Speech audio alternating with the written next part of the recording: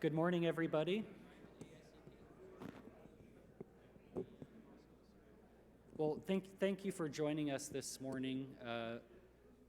We have a really great panel today to discuss this topic of missing middle housing, which is something that has really been a real focus for our practices work at Opticos Design, both from an architecture scale and up to the code update scale. But I'm thrilled to have with me today a really great panel that can really discuss this topic of missing middle housing in detail, both from a state policy level down to the nuts and bolts of the project coming out of the ground and the people moving into these missing middle housing types.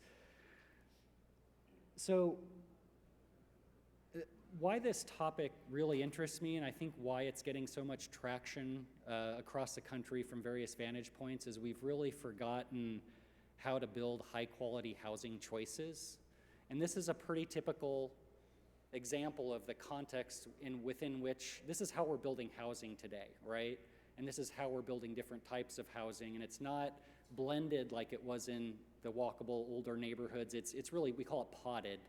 And you know, you could go to any city in the country and go to the sort of edges of the city and grab an aerial photo that could look just like this, where you have on the left-hand side sort of the medium lot single family homes. You have this big arterial roadway barreling through, kind of creating a separation, and then you have these different clusters. You know, this lower left-hand side, that's where that scary multifamily housing has to go. The garden apartments. And then there's a really clear line where the zoning must change to a slightly less dense zone that you start to get, you know, the smaller lot single family homes or maybe the row houses. And so what I call this is we're creating density without amenity. And so this topic of missing middle housing has become more and more relevant, especially as the demographics of households have begun to shift. You know, 30% of all households are single-person households. I think it's something like 75% of all households by 2025 will be childless. And so people are looking for, and the demand for walkable urbanism is huge. I know Doug Farr last night in the plenary said in Dallas they just finished a study that 68% of the market wants to live in a walkable urban context, and only 4% of what's being provided in the market is walkable urban. So you can imagine, like, we have a big challenge in front of us to help meet that demand in every community across the country. It's not just Dallas, it's happening on the East Coast, the South, the West Coast. And so the other thing that I pulled this article off of Building Magazine's website the other day, that it was talking about how it has become, it deals with household affordability in terms of especially the entry-level market, that it's become impossible for builders in almost any market in the country to deliver a single-family detached starter home for under $200,000, which based on calculations of median household income is a decent range for affordability. And what this sort of, in my mind, what I started thinking about is, why can't we start thinking about non-single family detached housing types like the duplex or the fourplex or the mansion apartment as a high quality starter home, which you can actually do much more easily and deliver at a much more affordable price. And so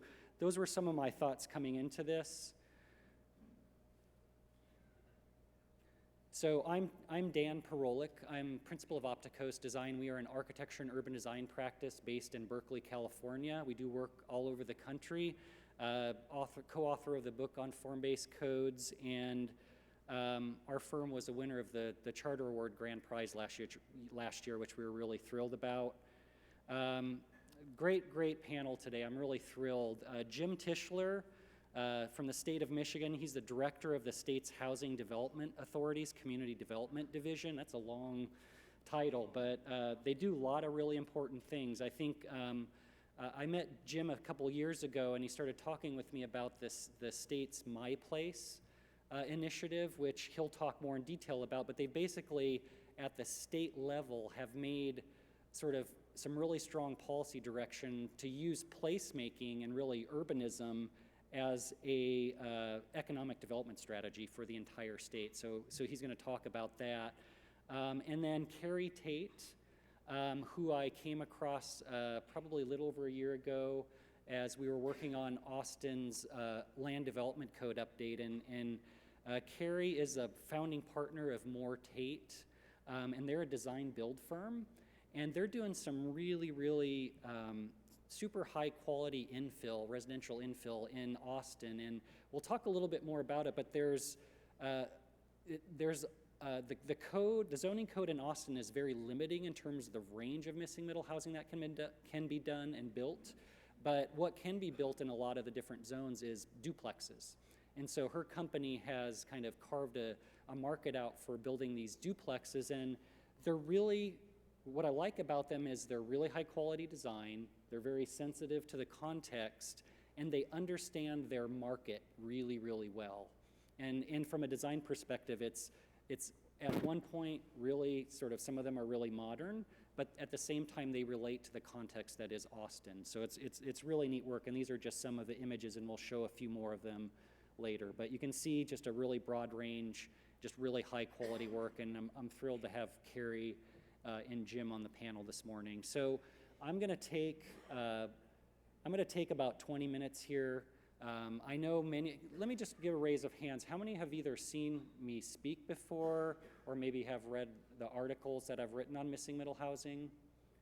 So it's a majority of you. So I'm not going to, I didn't want to do a 101. I want this to be more advanced, but for those of you who don't know, I wanted to do a few sort of background slides, and then I wanted to talk about some of the more developed thoughts that we've had over the course of the last few years. And so the blurriness of this image is not due to the quality of our image. Unfortunately, the projector can't keep up with modern technology, but you've probably seen this diagram. We've updated it recently. Missing middle housing is really the types and the range of housing types between the single family home and the 3-4 story, whether it be the garden, walk-up garden apartment, or that 3, 4, 5+ story condo building. It's the duplex, it's the bungalow court, it's the 6 to 8 unit mansion apartment that really was an important part of every neighborhood's fabric prior to the 1950s. We actually were out in the Bishop Arts neighborhood yesterday here in Dallas documenting the types, just a really amazing range of types, even here in Dallas. It really happens all over the country. And we call them missing because there's very few of these housing types being built today, and there's a number of reasons for this. Number one, zoning codes. A lot of city zoning codes don't have zones that encourage them. Like in Austin, for example, the code goes from single-family zones that allow single-family units and duplexes up to a multifamily zone that encourages like a 40-foot tall kind of big apartment building, and there's not a zone, not a series of zones in the middle that encourage these types within them. And you know, they're who's going to build them? We'll talk about this later. The production builders are kind of stuck doing one thing. It's a little bit tricky for them to think about the evolution. They're hard to finance, and there's other obstacles that we'll talk about in a little bit. So really important conversation today, though. So I just wanted to show you some photo examples. These are the types we saw yesterday in the Bishop Arts neighborhood in Dallas. Great type, great fourplex up on the upper left-hand side. We're fortunate enough that the owner of the building happened to be there when we walked by, and we actually got to go up in one of these units. They're 700 square foot units each. So 2 on the ground floor, you go up a flight of stairs, 2 stacked above on the upper floor. 700 square feet, 1 bedroom, small kitchen, small living space. Really, really great unit. Side-by-side duplex, pretty typical. Very unique Dallas duplex that we've seen where you enter one unit straight in and the second unit sort of to the side of the porch. That's sort of a variation we haven't seen anywhere other than Dallas. And then this great sort of upper end missing middle, which was this mansion apartment, and this was 9 units on a 40 by 150 foot deep lot. So it's about 52 units per acre, this type down here at the bottom. So a really great range that we saw yesterday. What's really neat about this is every city you go to will have a similar range of types, but they're modified based on culture, based on climate. Like here in New Orleans, You have these beautiful shotgun duplexes that deal with the tropical climate, fourplexes, and these small sort of courtyard housing types. Salt Lake City is kind of the more recent documentation we've done, was in Salt Lake City, having conversations with the redevelopment agency in Salt Lake City about sort of figuring out a way to sort of prioritize these types as a means of providing housing choices in the Salt Lake City downtown neighborhoods. One of the things we've done recently, and you might have seen the blog post in Better, but we started creating some illustrations because we were asked a lot about how missing middle housing types are integrated into neighborhoods typically. And so we did a series of illustrations that show the variety of ways that, you know, we've seen them historically integrated into neighborhoods. Like, for example, and this was similar to the pattern we saw in the Bishop Arts neighborhood yesterday, as you have sort of maybe not a primary corridor, but a secondary corridor here on the right-hand side that has either primary missing middle types or a combination of missing middle and single family. Then as you come around the corner, it transitions to single family homes. And then a lot of neighborhoods, so the pre-1940 neighborhoods, have the missing middle types really integrated and dispersed throughout the entire neighborhood. So what I find is that if you're driving or maybe even biking through a neighborhood, a lot of times you wouldn't even notice these types as non-single family. But if you're walking, you can start seeing the number of doorways or the number of meters or the number of mailboxes. So the missing middle housing types, even though they're multiple units, are really at a scale that is compatible with single family homes. And what we find is it's important to think about the width of the building along the street, as well as the depth of the building, and, you know, not going typically above 2.5 stories. Now, some of the upper missing middle types might go up to 3, sometimes 4, but the real core of the missing middle usually caps out at 2 stories. And then a really important role for these that we've seen historically, and, you know, a lot of cities are having this conversation about how do we transition from the higher intensity corridors into the single family neighborhoods. The single family types provide a really nice a series of types that can provide a great transition as you turn the corner from a primary sort of higher intensity corridor, maybe a medium density corridor, and you're transitioning into that single family neighborhood. And that's a pretty typical condition that we see across the country, or serving a similar role in terms of transitioning from a neighborhood main street, like this one on the right-hand side, as you turn the corner into the neighborhoods, and you have a couple of the missing middle types that serve as that transition then into the primarily single-family neighborhood. So these are diagrams that we recently created. You can actually download these on the website that we just launched. I'll talk with a little bit at missingmiddlehousing.com. We've got slides of these that you can download and use for the conversation in your community. So now jumping into how missing middle housing is being used. It's been really exciting for me. Jim's gonna talk about this more, but when I found out, and it was probably late last year when I ran into Jim at a Form-Based Code Institute board meeting, that as part of this statewide MiPlace strategy, that they are focusing on using missing middle housing as an implementation tool and as an educational tool. And I was really, really excited to hear that sort of at this state level, they're utilizing this concept as a means to talk to both small communities as well as large communities about this, meeting this need for housing choices, and with developers as well. Rick Bernhardt, who's in the front row here, in Nashville, I was really excited to hear from Rick that as they're jumping into their comp plan update and their zoning code update, that they're utilizing the missing middle housing types as a way to help them refine their thinking in terms of what's been built under their form-based coding and kind of what they want to continue to encourage to be built. So that's really exciting that, you know, people are really using this as a tool. As I mentioned, in Austin, Texas, it's become an integral part of the land development code update. We targeted this gap in the current code we did a code diagnosis report late last year. Sorry, it was earlier last year.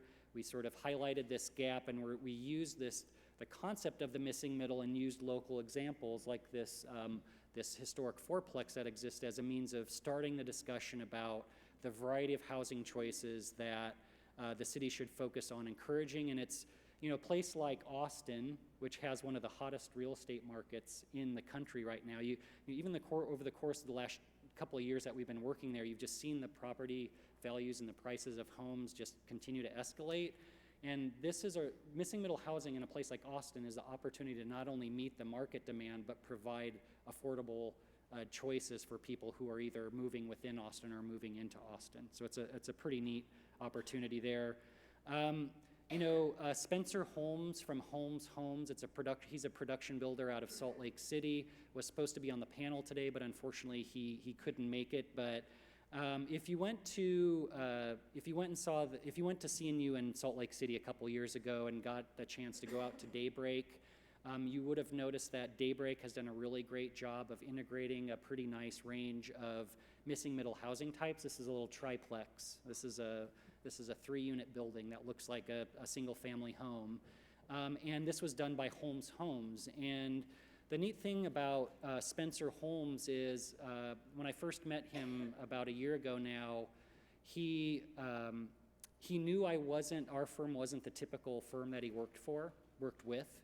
And he said, I understand that the market is changing, and I need to diversify my portfolio beyond single-family homes, and I need to understand what we need to be providing to the market. So we're currently working with them on a project in the Daybreak community, but there's some really great examples throughout Daybreak, a really nice mix of these missing middle types, newly constructed throughout the community. You probably can't read this very well, but this is the project we're working on with Spencer that I was hoping he was going to get a chance to talk about. But it's basically integrating. It's a large block that we were given this large block with duplex units and townhouses facing the perimeter of the block, and then we integrated pedestrian mews through the center of the block. It's green in some instances and hardscape in others, with units that are 25 foot deep and range from 25 to 40 foot in width to kind of really tap into the core of the market that he's trying to hit with this particular project. The great thing about this is not only is it in a great community, but it's 2 blocks from the light rail station. So it really is TOD. So I just wanted to we spent a lot of time with this project over the last couple of months. I just wanted to give you a snapshot before we jump into the conversation of this new online resource we've created at missingmiddlehousing.com. The reason that we did this is we're getting a lot of calls, a lot of emails, the communities even that we're working with about, we want more information. We really need more information to talk to our community members, to think about in their building portfolios. And so what this site does is it introduces the concept, but it goes more in depth. We talk about and refer to a lot of different resources in terms of what the market demand is. So you're not just kind of left thinking, well, why would we want to think about this in our community? It's like actually very specifically targeted in terms of what the demand is and what resources you can go to back up the discussion about missing middle housing. And then what we do is we take each of, I really apologize I'm not sure why these aren't coming through, but we take each of the primary missing middle housing types, and which are the duplex, the stacked duplex, side-by-side duplex, bungalow court, carriage house, fourplex, multiplex, small, townhouse, live, work, and courtyard apartment buildings. And then for each one of those, there's a photo database, and there's a series of statistics in terms of the typical range of lot sizes, the densities, number of units. And then what we do is we take each type, and we've documented a series of these on the right-hand side so that there's documented versions of, like, this exists in Alameda, California, or Duluth, Minnesota. And then on the left-hand side, we've done an idealized version. So we've kind of taken what we've learned from the documented examples and thought about the building codes, we've thought about ADA access, and created sort of an idealized version that you could imagine fitting within your community, or that a developer could imagine fitting within their new planned community. So what we're hoping is that we want to ultimately open this up for you all to help us document types in your communities, so that you could use the template that's on the site, send us a documented example, send us photographs, so that we could really build an extremely robust sort of database of photos as well as documented examples on the website. And we've thought about even using, we're using Google Maps right now, so every community we're working in, we're tagging the locations of the missing middle housing types. And you can imagine if we had 50 or 60 communities from across the country, both small and large, where we had all the missing middle housing types tagged so that people could go out and explore them and learn from them. As a last point on the site, we wanted to make sure that there was information that was really easily available for the download. We have slides that we put together, some of them from this presentation that are downloadable. My article on missing middle housing is downloadable. A lot of the articles that others have written that are supporting, we're giving links to. So just a really good resource for information on the topic of missing middle housing. So now we're going to jump to the questions and answers and get these guys really engaged in this conversation and get more and start digging a little bit deeper in this topic. And so I've queued up a few questions for these guys, and I have a few supporting slides. And what we'll do is we'll have a good 10, 15 minutes at the end of the session to let you guys ask your questions. So to queue up Jim here, the first question is pretty straightforward, but I'd like Jim to talk a little bit more about what the MiPlace initiative is, and really within this MiPlace strategy, how the state of Michigan is using the missing middle housing in the MiPlace efforts.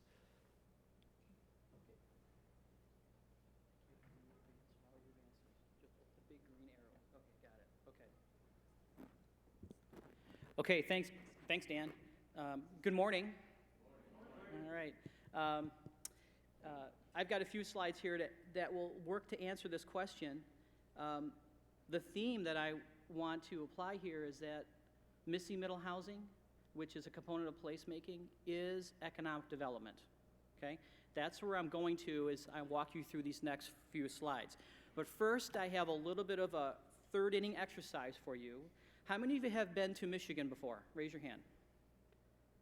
I'm stunned. That's amazing. Okay. All right.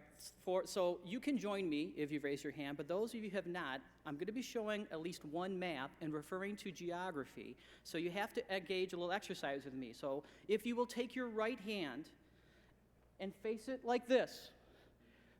Congratulations, you're looking at the Lower Peninsula. Now, here's the catch that some of you don't know. Take your left hand and put it like this. You done that before? Congratulations, now you're looking at the Upper Peninsula. Okay? Welcome to Michigan.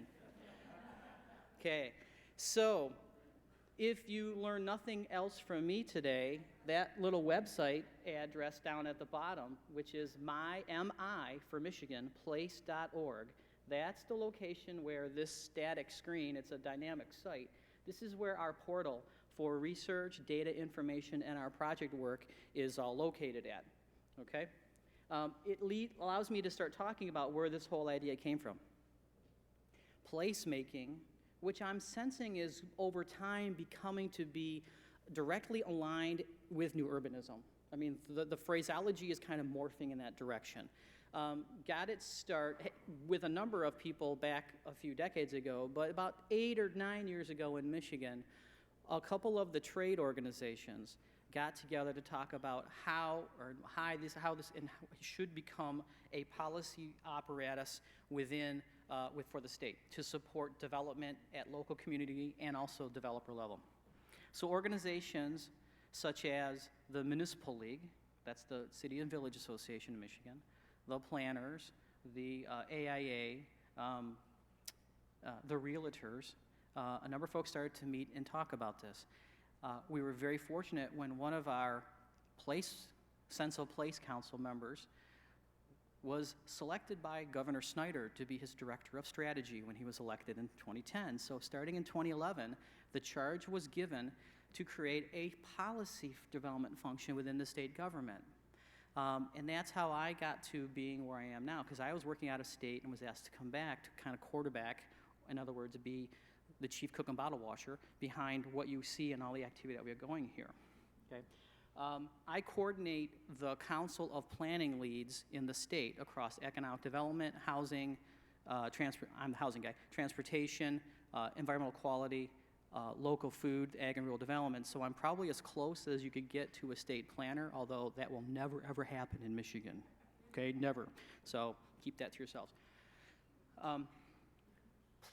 The governor, right out of the gate in 2011, stated publicly multiple times that placemaking and economic development are intertwined. Now, I can give you some reasons, but here's the number one reason. He's from Ann Arbor, okay? Now, I say that politely because I'm a Spartan, okay?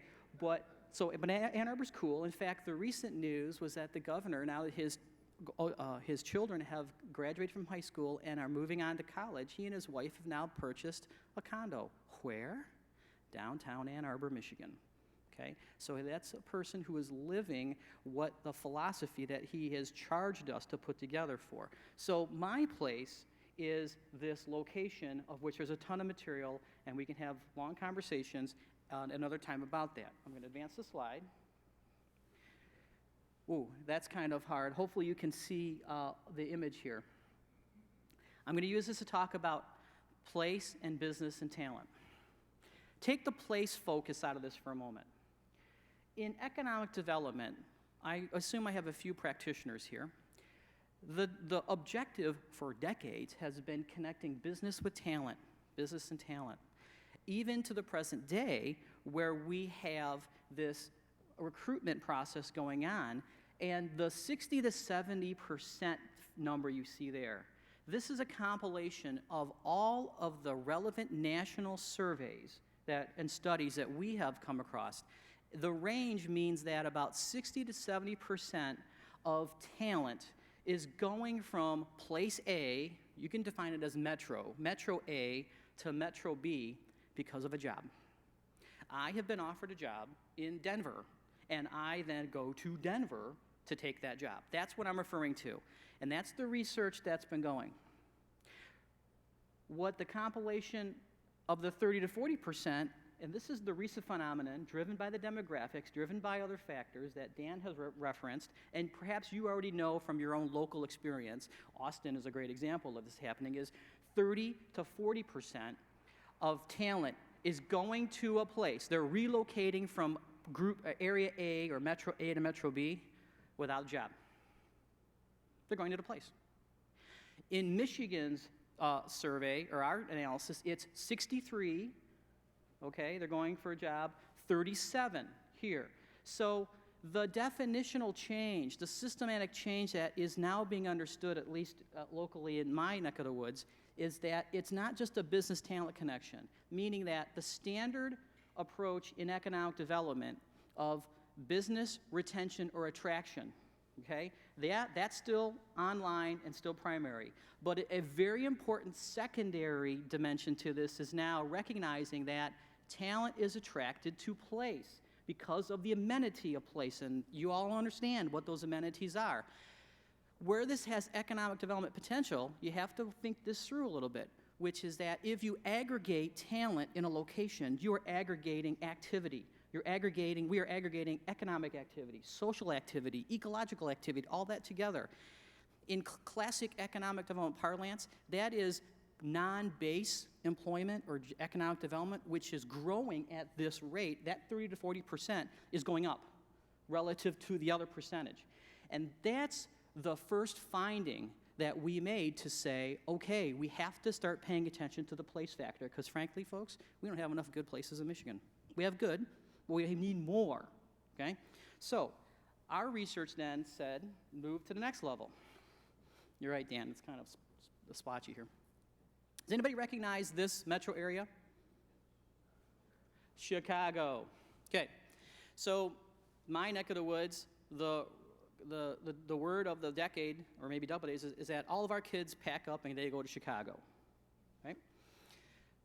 Well, we decided to get past that phrase. Okay, they're going to Chicago. Actually, we know that about 19% of them go to Chicago. And about 10% go to DC, and 8% go to Minneapolis, and it works its way down. We know that. The next question that was not asked until we started to think about it is, okay, if they're going to Chicago, where in Chicago are they going to, right? That's the differentiation between the red and blue on this map. This is a dot map, of which each dot, which is hard to see, is an aggregation of about 200 households. The data allows you to identify household movement. You know that out of target market analysis. And so what you're looking at here is a simple separation where the household itself has no children, that's red, and with children in blue. Now, if you're like me, it's pretty straightforward that you could overlay the CTA transit map on that plan, and you can see how place to place is connected in Chicagoland, particularly with young professionals, AKA young talent. Are you following me on this? Okay? If you're following me, shake your head yes. Okay, because Ren, we're trying to, this is the talent retention and attraction, right? So now, that's Chicago, and that's Grand Rapids. Y'all know we're Grand Rapids, right? Okay, Grand Rapids. So this might be hard for you to see at distance, but you can see on the left downtown Chicago and Wrigleyville and Naperville and all the place, location, and neighborhoods within the Chicago metro area. They're clearly identified in red. That is where the aggregation of talent is occurring in Metro Chicago or Chicagoland. And in Grand Rapids, it's happening too, but it's at a much smaller scale. That little dot, I don't know, this is not a pointer, but you could see if you get close downtown Grand Rapids, where the target market analysis results shows that right now there are 3,000 units in demand which need to be supplied. Okay, I'll come back to that perhaps in response to the next question.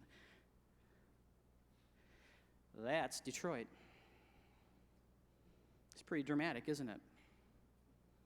This is where you say yeah or no, okay? It's pretty dramatic. And so, but can you see Ann Arbor? Yes, you can. Can you see Ferndale, Hazel Park? Yes, you can. You can see the out-of-city and even downtown, midtown, which those numbers are even more dramatic, thinking 10,000 units in demand there. You can see it there, but there is a long ways to go to get to the place creation. I'm going back to the 30 to 40%, okay, that we want to attract, which will generate economic development, economic prosperity. Now, let's go deeper, and this is where it hits missing middle, which is if you look at those geographies, think about it from a neighborhood context, which is what we did. What is the makeup of those neighborhoods in Chicago that is attracting talent, that is aggregating talent, that's aggregating activity, that's aggregating disposable income for business expansion and retention, all those things, economic development? Well, that's what it looks like. And that's how we got to recognizing that the missing middle production in those neighborhoods in Michigan are critical to economic prosperity. Because if we have not just good places, but places with the building types and the products that the talent wants, then perhaps we too will get 30 to 40% relocation from other metros to come to places in Michigan. Because like the amenities you have here in Texas and other areas of the country are attractive if there's place amenity next to it or near it. Ours is all that blue stuff around here and here, okay? And so that's why this is a key component of the state's economic development strategy. It's not going to replace business retention and attraction. It won't. But if we can raise it to become a good supplement, and frankly, in my opinion, it could rise to be close to equivalent, then we have a 100% retention and attraction mechanism or a process going as opposed to a 50, 60, 70%. So that's my answer, long-winded, to the first question, okay?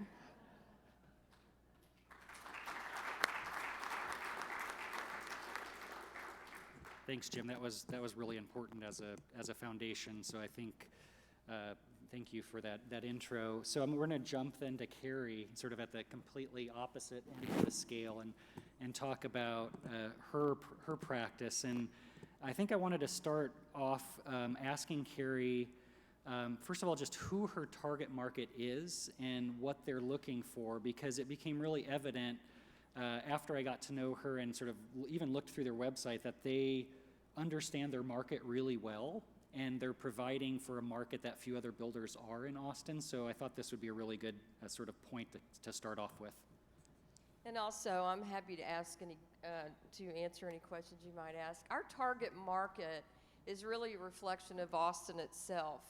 I probably don't need to educate you, and also Terry Mitchell, who's from Austin right here on the second row, knows this far better than I do. Austin is a phenomenal success story in terms of economic development, having raised more money from the private sector to do job recruitment and retention. And we're the beneficiary of that. Very, very high demand from a growing population in emerging and new technology workers, and the creative class, which has always been in Austin, but is growing as film and music becomes more of an industry than a hobby. And so many of the buyers that we have, the couples particularly, they care about great design. You know, they come from cutting edge industries and from graphic design and photography and software design and the arts. And they really care about what their home looks like.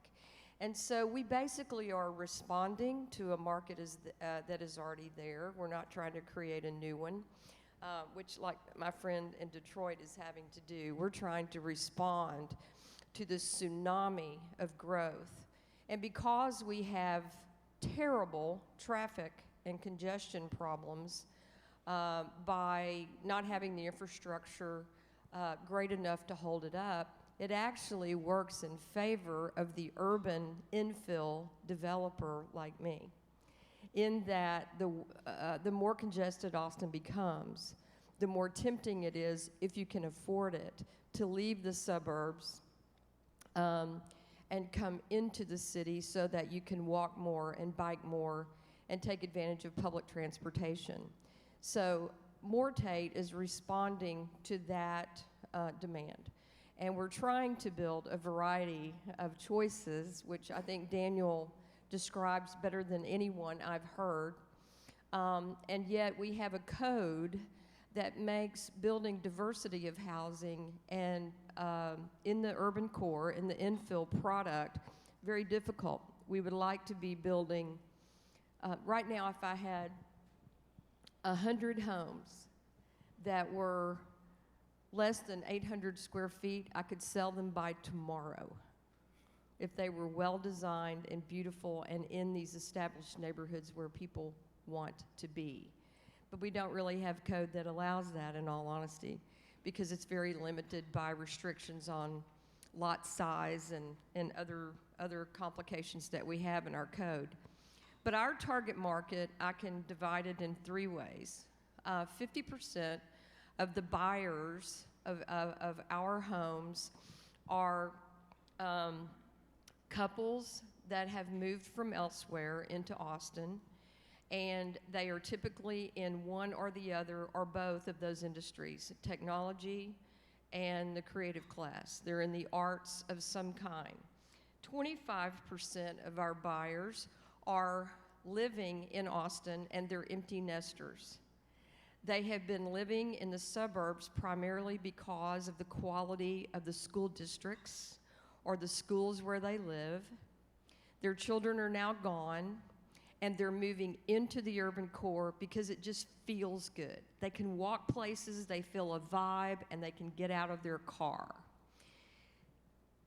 When they first shop us, they're in shock because they've had their 4,000, 5,000, 6,000 square foot home on a half acre in the beautiful part of the hill country outside of Austin, and they come inside to shop, and they are astounded that they're looking at a 2,000 to 2,500 square foot house that's the same price as the one they just sold.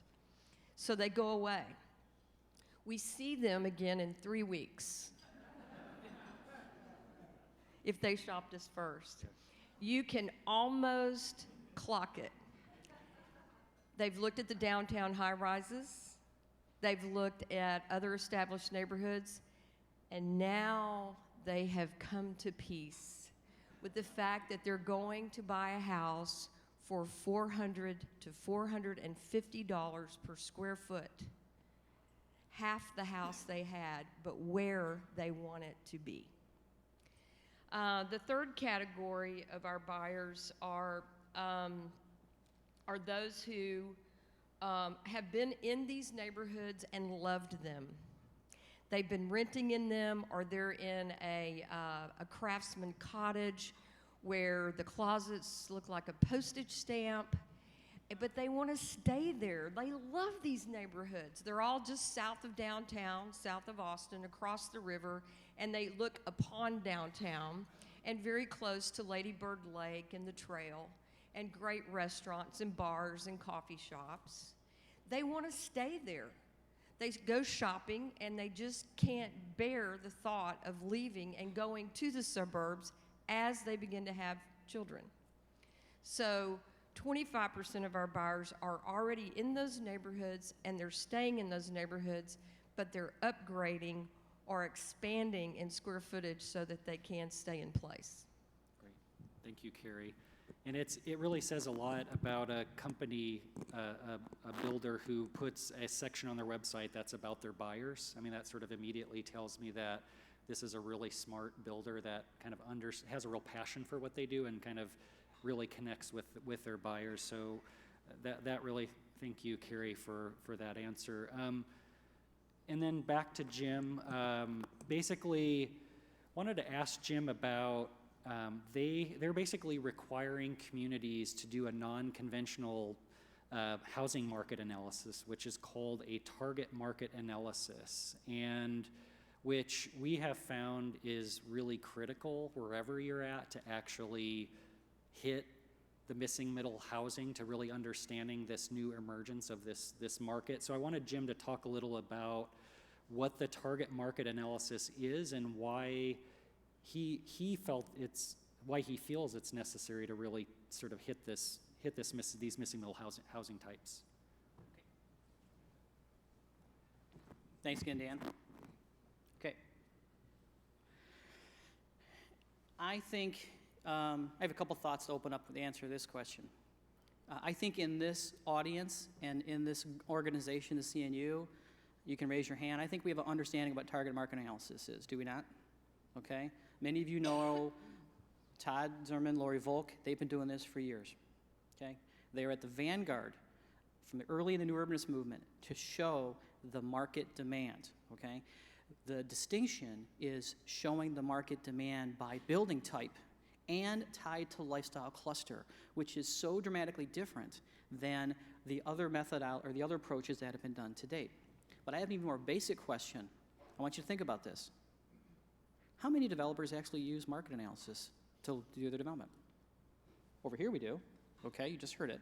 Think about that. Back in my neck of the woods, I'd be surprised if a quarter do that. Instead, most developers, and this I'm getting at why the market isn't moving. Okay, well, you heard that last night. Why is not the market responding to demand? Well, one reason is perhaps the market players don't understand that the market has moved. And a large reason why is because they have subscribed to what I call the rearview mirror philosophy. Some of you have heard that. What does that mean? You look in the mirror at the recent development in your community, in your neighborhood, in your region, and make the presumption that that trend is going to continue. But the market's changed, hasn't it? The demographics have changed. And so the approach to move the market players back in Michigan has been thinking about this like a developer and getting the market players, not just the developers. Think about this. Imagine the municipalities doing market analysis. Silence. I figured that. Okay. Now imagine those same municipalities taking that market information, particularly if it's on building type, and bringing it into their master planning process. Oh wait, form planning. Maybe moving it into their form coding process. These are all philosophies and practices that we are engaged in. But the municipal realm, how engaged are they to think that through? But if we can move them to thinking like a developer and then acting like a developer, maybe we move the market system. And so target market analysis is a first step in thinking through the think and act like developer philosophy, which is complex, but it really boils down to 3 areas: land, market, product.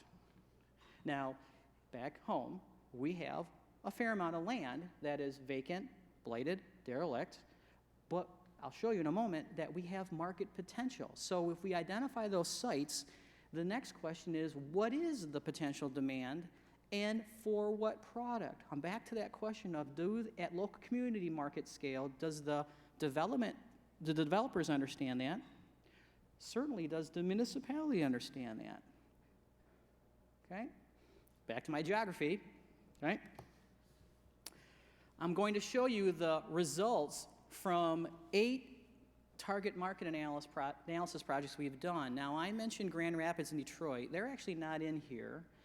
That Detroit dot is a neighborhood that we financed a project in Detroit. My organization, the Housing Authority, is providing seed funds, matching funds to communities or nonprofits to come in, along with their local match, to go out and then do an RFP and secure a market, hopefully Todd and Lori or one of our qualified firms, to do a target market analysis of their neighborhood, or in the outstate regions where it's a little less populous, we do it for the targeted communities within those regions. So I'm going to give you some numbers for the compilation of these 8 communities here. But before I do that, I'm going to repeat the numbers I just gave, which are not here, from Detroit and Grand Rapids. The target market analysis results from those 2 cities are, ready for this? In Grand Rapids, 5,000 units in demand now, annually, for the next 5 years. Add them up. In Detroit, it's 9,000 units in demand right now, annually, for the next 5 years. That gives you an understanding of what is the potential if the market players respond. We're back to that conundrum. How do we get the market players to respond? What does it look like? These 8 communities, or these 8 neighborhoods or communities, they're aggregated together, okay? So what you're seeing here is what's in blue is the results we've aggregated down. This is the demand that exists, the latent demand in those housing markets right now for missing middle. We've put in mid-rise up at the top to give you an understanding that there's a need there too, but at mid-plex, small-plex, row house, and a quad, triplex and quads, the demand is on average twice as much as the present supply.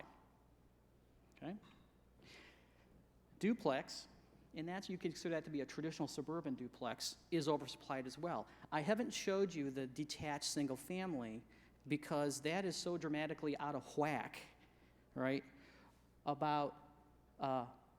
It's more than 2 to 1. In other words, we have two times the supply of detached single-family housing in those 8 communities than we have demand for.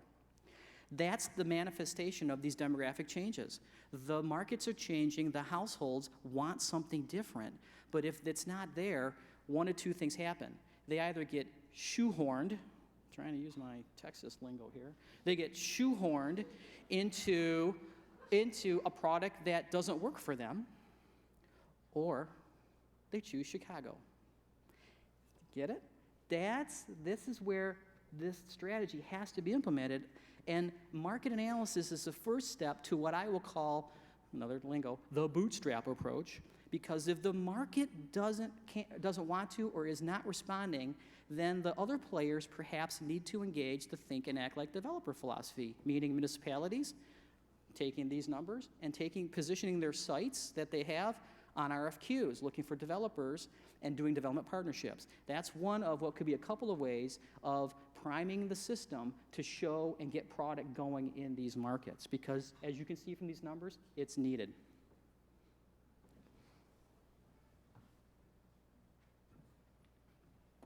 I'm hoping somebody's tweeting some of these great quotes, whether it be Kerry saying, she could sell 100 sub-1,000 square foot houses tomorrow if they were available, and then these statistics from Jim that are pretty shocking about the gap. I mean, it's tremendous everywhere. So I wanted to jump back to Kerry, and I think this is a really important part of the conversation, because what we find is that, right, in what we've been talking about is not only are people looking for a different type of housing, but just as importantly is that walkable urban context. But I wanted to talk with Kerry about sort of the context that she's building in Austin, what types of neighborhoods. I think she's obviously alluded to that in the previous answers, but why it's important to their overall strategy in terms of who their market is and the types of housing they're providing? We have built 50 homes in one zip code in the last 45 months. And in those close-in neighborhoods that historically were sort of the other side of the tracks, certainly East Austin is more of that than South, but these are working-class neighborhoods for many years, for 50 years, with a mix of houses, small and large, in hilly, wooded, leafy, lovable neighborhoods. In the past 25 years, they became a combination of working class and creative class. It was an affordable part of town to buy a home or rent a house, and very little renovation was going on. They were basically being purchased and rented as is, as they found them, with very little new investment. So, mixed in those neighborhoods were tear downs. Not those kind of tear downs that you're sad about because they just had such character and they went into neglect. Rather, most of the tear downs, at least that we've done, were no longer livable. They were truly urban squalor. They were so far past the point of rehabilitation. Only 2 were good enough to save, and we moved those homes to another neighborhood where they became renovated for affordable housing. So 50 years working class, last 25 creative class and working class, and now we're transitioning into a mix of both, with the only negative, it's positive and negative depending on which side of the equation you're on, as the buyer or the seller or the taxpayer, but it's now sort of the chronically cool. These are young, hip families, and it is becoming less affordable and much more affluent. So the homes that or the lots that we were buying there for tear downs 4 years ago, in August, 4 years ago, we were getting a lot with a house on it that was not salvageable, or an empty lot. There are more of them than you might think, for $225,000. Today, that same lot is $450,000 to $480,000 in 4 years' time. That approximate $200,000 margin, or rising cost of the dirt, is why the house is now selling for $800,000 or $1 million instead of the 6 to 8 where we intended to stay, but we're now in the $1 million range. Our homes are selling in these neighborhoods, all one zip code, just south of the river in downtown, ranging from $425,000 for a secondary dwelling in the rear of a lot where it's allowed. That is an 850 square foot unit, sometimes with an accessory structure as a studio, $425,000 on the low end, to $1.4 million for the larger single family homes that we're constructing in the same area. So, thank you, Kerry. I do want to emphasize that there's a couple of different strategies with missing middle housing, and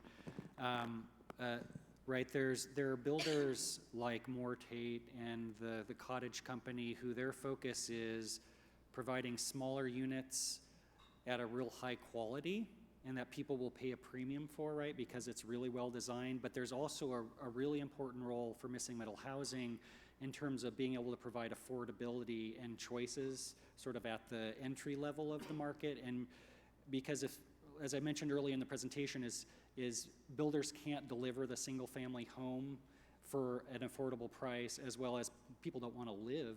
A lot of people now don't want to choose that as a starter home. So the single family home can also very importantly serve the other end of the spectrum in terms of providing affordable choices within communities as well. Daniel, why don't you call up at least one of those slides? It would be the detached.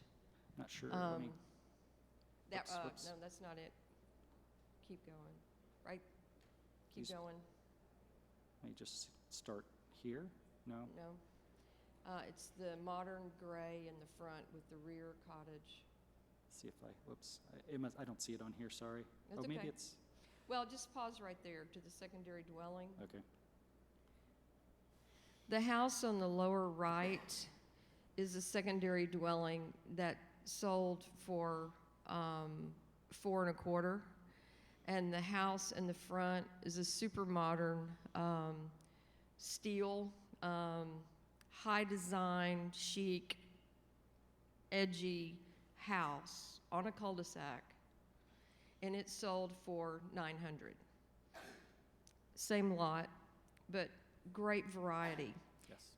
Single retired woman lives in the rear, and a wealthy couple, bought this home in the front as their second home.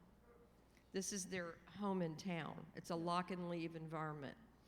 In fact, the heiress to Whataburger bought that house, but they have a larger suburban home out in the hill country, and then they have a place in town. That's a pretty typical sale for us, where we can build it. When we can get a smaller unit in the rear that has covered parking, those are the houses right there we could sell 100 of tomorrow if we had them.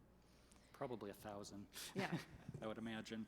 So a couple of quick questions. Jim, if I could, and then I want to jump to the questions from the audience. If you could just give a quick, the state of Michigan, Jim's group, as well as the state IA, is hosting the first ever Missing Middle Housing Design Competition, which is very exciting. There's a couple of us CNU members on the jury, but can you just mention that really quickly and say a couple things about it before we jump to questions? Sure, not a problem. So if you think back to that slide I showed you, which had land and sites, market, and product, ready product, okay?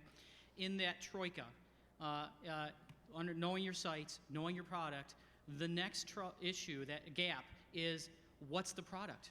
That's what we've run into, or we're seeing at local community level, all right? And so for that reason, because the market players, when they see pictures of product, they're probably looking at sites in Berkeley, California, or Texas. Does it exist in Michigan? Probably not.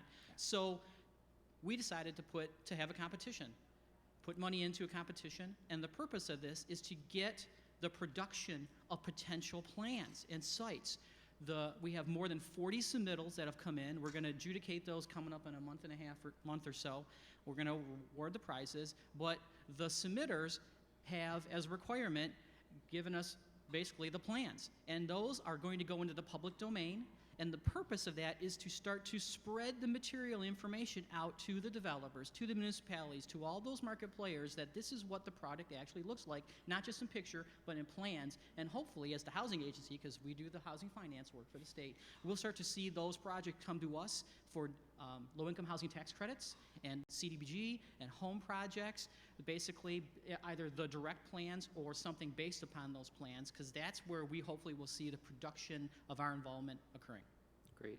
And then one last question for Kerry, and it's about size of the units. And you've mentioned 1,000 square feet a couple of times. The unit we actually were able to walk through yesterday on our walking tour was about 700 square feet.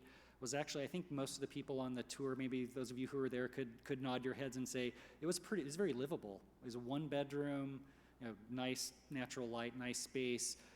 So I'm wondering kind of what is the smallest unit you've built, and where do you think, like in a market like Austin, where do you think you could sell units that small, or where do you think your sweet spot is? Terry, you might have a better perspective on this than me. We're only allowed to build 850 square feet as a secondary dwelling in these established neighborhoods, depending on lot size. But I believe that the future, if we're allowed to build them, would be units in Austin, close in, urban infill for 650 square feet to 1,100 square feet. And people would pay a premium for them if they were well designed. The thing I would emphasize about these small units is they can be exquisitely beautiful. The one there on the left, and that's kind of a lousy photograph, but it's a little jewel box. I mean, the finish out on the interior of that is just beautiful. And it will fetch, you know, $460 per square foot because it is 1 block away from Congress Avenue on a quiet, dead-end street. Design is magnetic. That is the one thing that I would say about doing what we do in a market as great and as wonderful as Austin, Texas is. People love good design. They are drawn to it. It's a head turner. You get noticed. People begin to follow you. We had no company 4 years ago, and just by putting a few good-looking houses in these neighborhoods, established for us a waiting list and a following simply because we're building a quality house that looks good. They are head turners. It sells. I do not think that you can undervalue good design and floor plans. People know, they don't know why unless they're in your profession. They don't know why unless they're an architect, which I'm not. I'm just a business hack. But they know when they walk in these spaces if they feel good. Where the windows are, that we have operable windows that capture breezes, because in our climate there are many months of the year where you should be able to open and have screens on your doors and screens on your windows. Good design, good livable floor plans, plenty of storage, if you can get it. And they would love to have covered parking. The one there on the left does not, and it will still sell for, it is selling this week for $460 a foot. No covered parking, and we live in the blazing hot sun. It's design and location and friendliness to the street. The neighbors, except for a handful, the neighbors like the design, and they want to see more of it on their street, even though the period of construction is hard. And the way that we get away with that without having riots in neighborhoods that don't really want to change is that we build these homes in 90 days. We're in and we're out. And we have full access to their complaints, and we respond very quickly to them. But 90 days, you can stand anything for really 90 days in a neighborhood. So we try to move quickly so that we will have a fan base in those neighborhoods, because that's where all of our tips come from for new dirt, new lots, new homes. They approach us and never hits the market. And it's because they've seen that if you operate with respect to the neighborhoods and you're kindly and you're not designing something that doesn't fit in, they would like to see you do more of it. Great, thank you, Kerry. So I'm going to open it up for if there's questions from the audience. I'm going to take the question here from the front from Austin.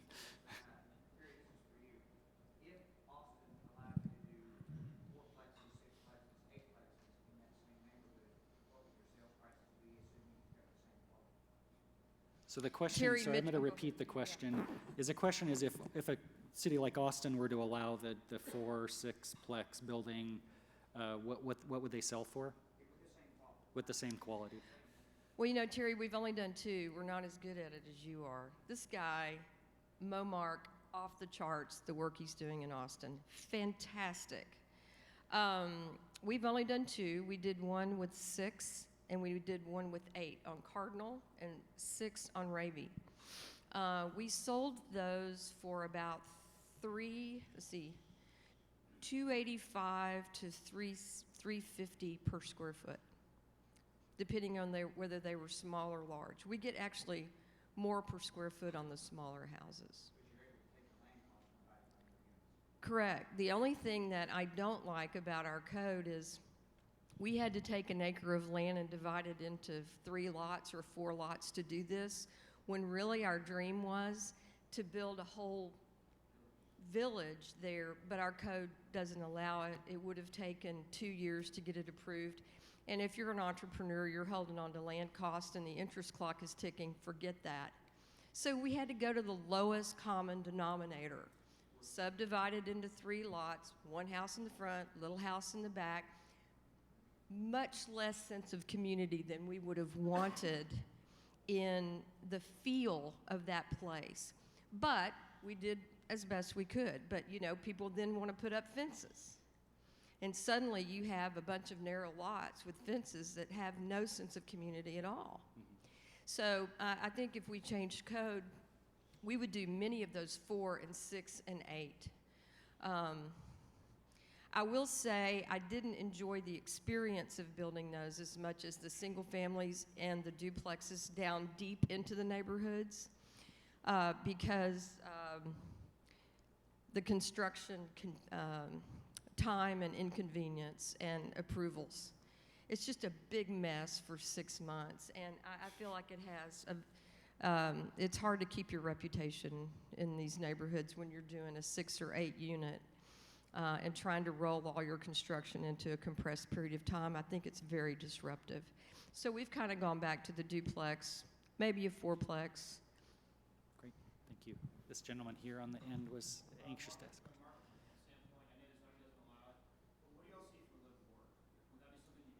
Yeah.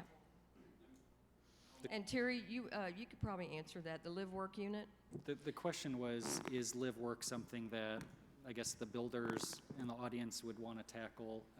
Well, right now, my office is in one of these homes, and I have a neighbor that is complaining constantly because I have an office downstairs and an apartment upstairs. The demand is very high. Do you know the Miller Airport redevelopment project in Austin? It's fabulous. In fact, it's where I first got involved in the Congress run New Urbanism, was working for Miller for 10 years as their PR chick. I loved every minute of it. 19 neighborhood associations in the city of Austin building a development agreement for 2.5 years. And that's why I look so old. There, the live-work units are ideal because of the walkability, the sidewalks, the streets, the density, and the planning. Live-work units in these neighborhoods, I think the only true concern that you have is parking. It depends on whether it is an ongoing business that has people coming to it versus a business that is basically a home office on steroids. So I think in master plan communities, they're fabulous. I think you have to be very careful with them here and put them only in areas where you know that the parking associated with the work part of the live work doesn't become a negative to these neighborhoods that prefer to be entirely residential. Terry, do you have an answer?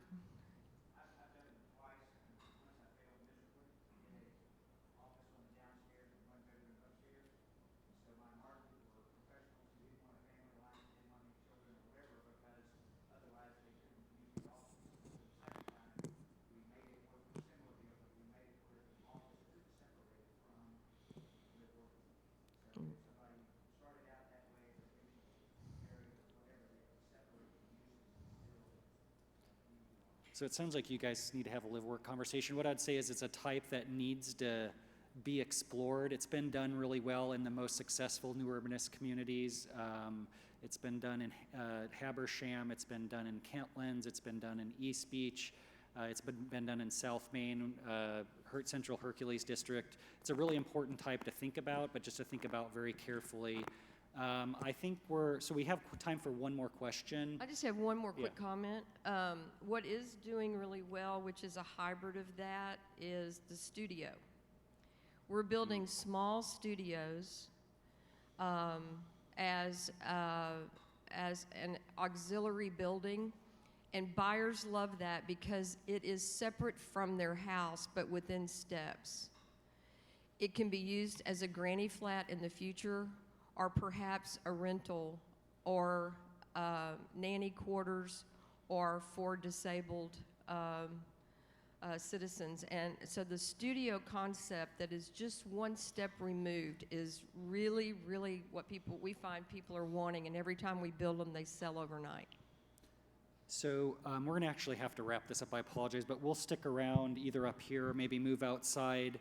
But the one thing I do want to mention is that we have found that you cannot effectively regulate missing middle housing with the conventional use-based zoning code, and that you need to think very carefully about form-based codes that are building type-based to integrate missing middle housing. And I want to thank the panel for joining us today. Yes. Very good. And if you're interested in finding out more, please do visit our website at missingmiddlehousing.com. Thank you very much.